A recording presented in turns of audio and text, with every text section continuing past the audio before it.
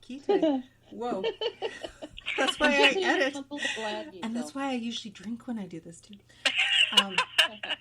Anyway, so this is Jazz and Cher, and you're listening to Giving Up the Ghost. Yay! So we are back this evening. We are talking with Kara. She got in touch with us, and she wants to share us some stories of her experience with paranormal. And thank you for coming on to talk with us, Kara. Yeah, thank you. Yeah, no problem. Thank you. So thanks for having me. Yeah, no, for sure. Like, before we started talking with Kara, we just gave the rundown of things and how we do things, and we edit everything out because privacy is key, especially when you have to live in the place as you do, right? I wasn't 100% sure if you still live there or not when I had that email correspondence, so I totally get that, right? Are you talking from the house right now? I am. Oh, okay. Have you ever experienced anything while you talk to people about things, or do you talk openly in the house? I have told my husband about my experiences, mostly him, and I've never had any kind of experiences whilst talking about it. Okay. And actually, they've settled quite a bit. Oddly, probably around the time that we got married. But after we first moved in is kind of when I noticed it mostly. Oh, so you were living out of wedlock before you got married? Yeah.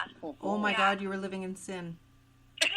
Apparently, yes. Oh shit, no spirits are cool with that, that's for sure. So maybe that was part of it, right? I don't know.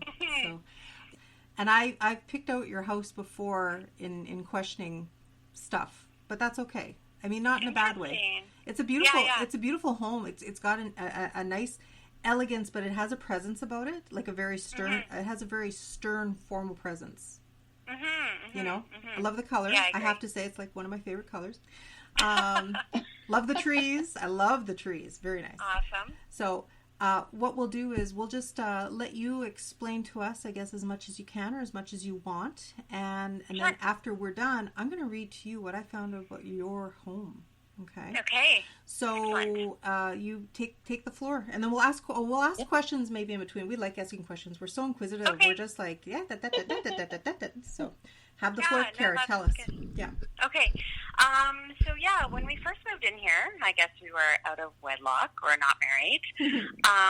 And I definitely, not right away, but shortly after we moved in, felt like one of the rooms especially had a presence to it, as well as, weirdly, the stairs. It kind of started shortly after we moved in. I had fallen asleep on our couch in the living room area, and I woke up and like I could see the stairs right from where I was sleeping alone, and I saw at that point like a woman who was like not super old, not young, probably like around her 50s and 60s, on the stairway, like kind of angry, not demonic or anything, but just like not happy. And it was like kind of a flash. I woke up, I saw this, kind of freaked out, went to bed, didn't really think much of it. Did you have to walk up the stairs to go to bed? Yes, God. I did. Sorry. Ran up the stairs, terrified. And yeah, like I said before, my husband doesn't really believe this kind of stuff, so I just kind of like tell him, and he's like, yeah, sure, cool, whatever. But yeah, after that, this one room, which at that time was our like spare bedroom, if I had trouble sleeping because I work shift work, I would go and sleep in there, and often would wake up kind of like afraid and feel this presence of the same kind of like woman who seemed like angry, unhappy that I was there, and like immediately I'd kind of like run from the room, go back to like our bedroom, and like again tell my husband, who kind of like was like sure, whatever. This happened though like quite consistently for quite a few years. And also weirdly, I always felt like, especially in the middle of the night, if I was going up or down those stairs, like kind of a presence where like almost like I would kind of trip or be worried I'd be pushed down the stairs. Not that ever happened, but definitely like kind of ominous feeling. And how many stairs would you say are there in total? It would be like a full flight. Yeah. Like, is it like 20? You gotta have like 20 stairs? Like 15. Yeah, okay. 15 so stairs, yeah. that's enough to do damage. Like, so I can't blame you if you feel like that, you know, like. Yeah, absolutely. I always was like quite hesitant to fall asleep in that spare bedroom just because I would always wake up to kind of this feeling of like anger and like this woman like watching over me kind of feeling. And yeah, so this happened for a few years, and then once we got married, I was kind of thinking about this today, it seemed to settle. Today, I haven't felt that we've been married since 2016, and I honestly have to say I haven't felt that presence since then. Okay. The house seems like happy, it seems a lot lighter. I don't know if it's a coincidence or if like she had to kind of feel us out and accept us. Right. We also have quite a few pets that we've accumulated since living here, and I don't know if maybe that has something to do with it. Like we have 3 cats and 3 dogs, so that might also like contribute to settling like that spirit. But definitely was something that also happened around the time that things settled. Okay, and had your pets? Have you ever noticed your pets acting strange or doing anything different? Well, the cats are always weird.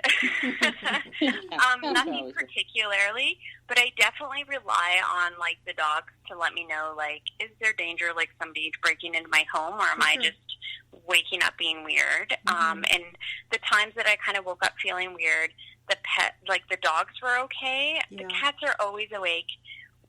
It is like their cat room now, the room that was weird before, and they like to hang out in there. So I don't know if that's kind of helped settle the presence, but they do spend a lot of time in there now. And how long have you lived there? Maybe they're on guard. Yeah, maybe they're on guard.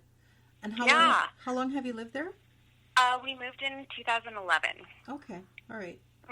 So, because for what I found for research, then there would be a gap of about, let me see, so that's like 10.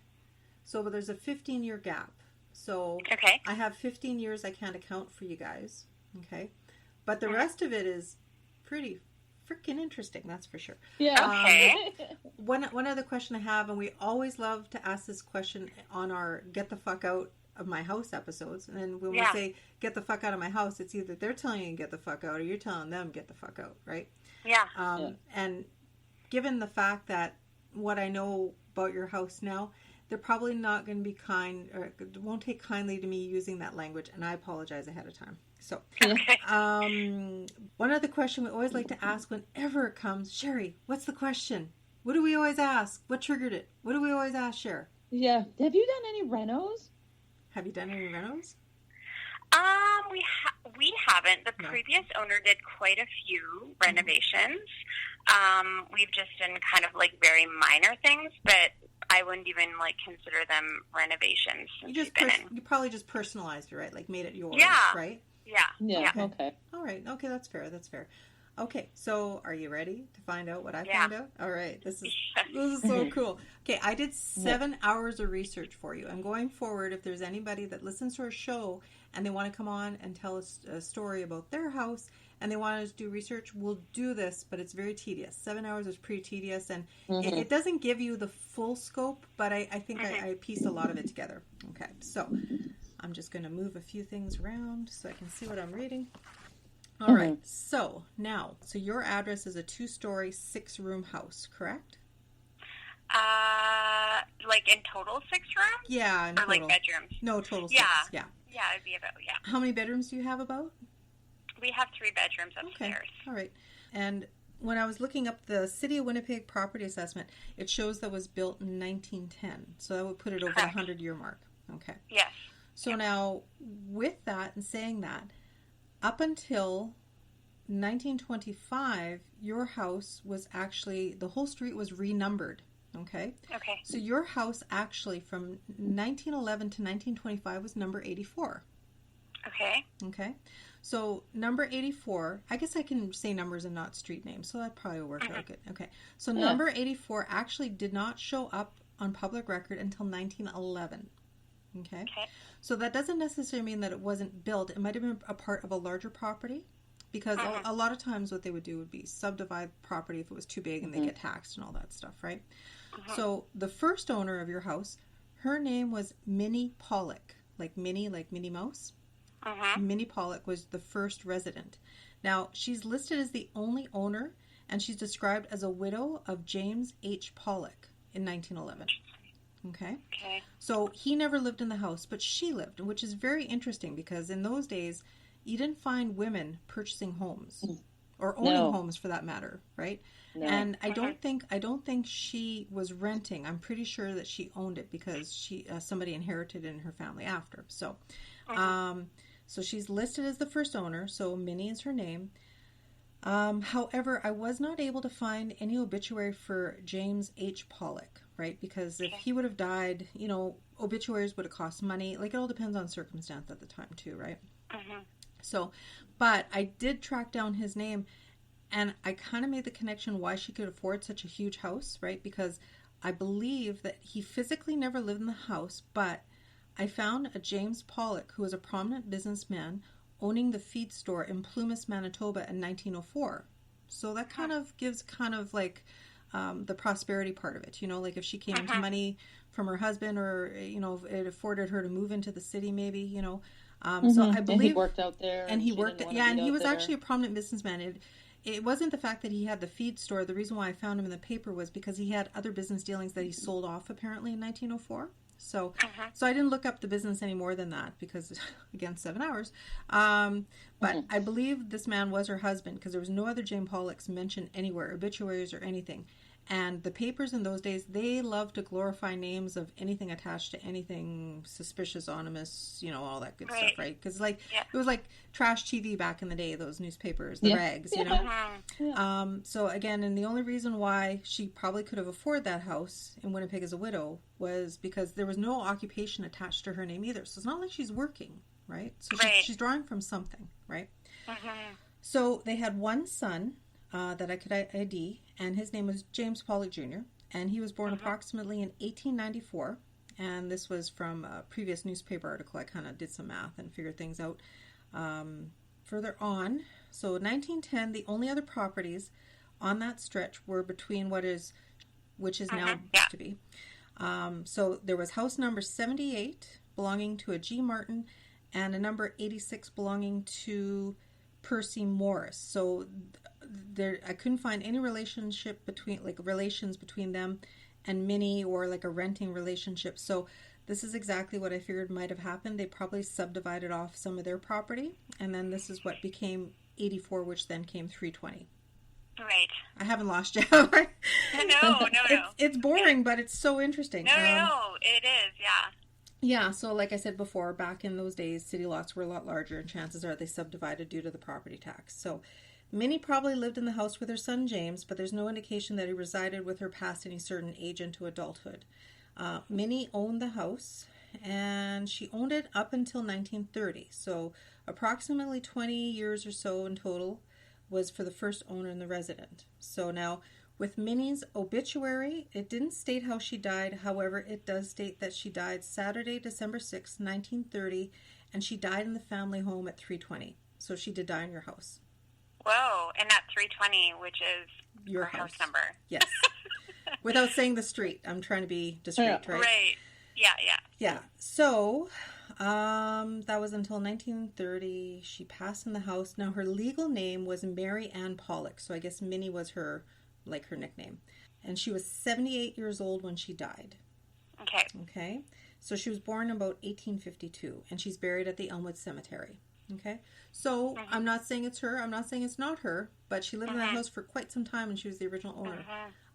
You know, years ago when I used to drive past your house, I kind of had like a flashback of an old lady shooing the children down the street to the school. That was always my impression of the house for some reason. I don't know why, and given what you said before, but you said she looked younger, so... Yeah, not super young. She was like an older lady. Yeah. I mean, she maybe took care of her